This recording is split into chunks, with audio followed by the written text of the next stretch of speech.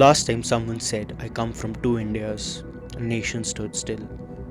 Let me try that once again, except I don't just come from two Indias, I come from two worlds. And so does the animal I will spend my life defending.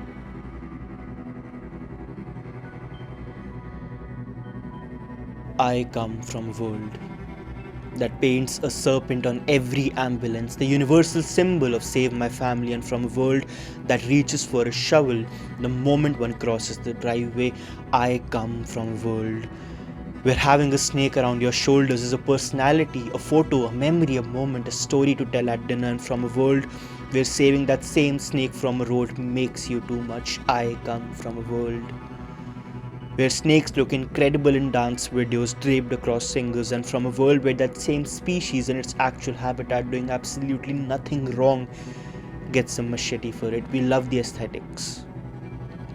We hate the animal. I come from a world where Shiva wears one around his neck like jewelry, and where that same serpent is the devil's whisperer in the garden, God and Satan, healer and killer. We handed the snake every role in the story except the one it actually plays. I come from a world that fears the bite but cues for the anti-venom made ironically from the venom of the devil we told ourselves to destroy. We needed the monsters to save us. We always do. I come from a world where it is called bravery. Bravery to kill a limbless, speechless animal whose only defense is to ask you with a hiss, please, just let me live. And from the same world where saving that same animal makes you the strange one, I come from a world that gives second chances to politicians who wore the mask of public servants, who lied, smiled, fed on trust, and from a world that will not give one single second to an animal doing its job, minding its business, being exactly what nature made it to be. The snake never pretended to be anything else. I come from a world where snakes are compared to women, seductive, dangerous, bearers of original sin, blamed for the fall. Where the predator is never the problem, where she was in the wrong habitat, where she shouldn't have been out at that hour, where older men stubborn for power, addicted to it, make laws about bodies that aren't theirs and land that isn't theirs, and we call both policy. Where the same hands that won't protect the women, won't protect the forest, and the rest of us, we watch. We say nothing, while the future gets smaller, quietly, the way habitats do, the way rights do, the way snakes do.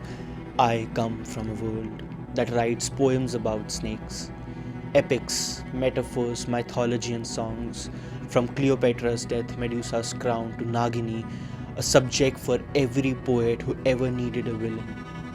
And from a world where the actual animal doesn't make it into single conservation budget, we are better at romanticizing things than protecting them. We always have been. I come from a world that builds, clears, constructs, expands, and calls it progress. And from a world where the snake had a home there first, we play a zero-sum game, destroy someone's home to build ours, call it development, act surprised when they show up at the doorsteps. We have done this with the forest, we have done this with the rivers, we have done this with the people. The snake is just the most honest version of the story. It can't negotiate, it can't protect or protest, it can't hold a sign, it just loses. Quietly, like the weak always do when the strong need the space. I come from a world that is putting animals on currency, and from a world that will not put that currency towards animals. I come from a world that will put us on a stage, call us brave, passionate, applaud for our work. What an inspiration, and from a world that will not pay us what that work is worth. The snake figured this out long ago. It went quiet, stopped asking. Maybe it realized, like most living things on this planet, that freedom of speech was never really on the table, so it sealed its mouth, and we called that threatening. How human of us. To silence something and then fear it for the silence. I come from two worlds. One that is afraid, one that is mesmerized. And I've spent all my time in the middle holding a snake, hoping you would look. Not love it, not hold it, just look.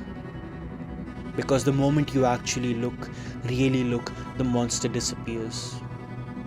And what's left is just an animal, ancient, unbothered, extraordinary, doing exactly what nature made it to be long before we got here and hopefully long after.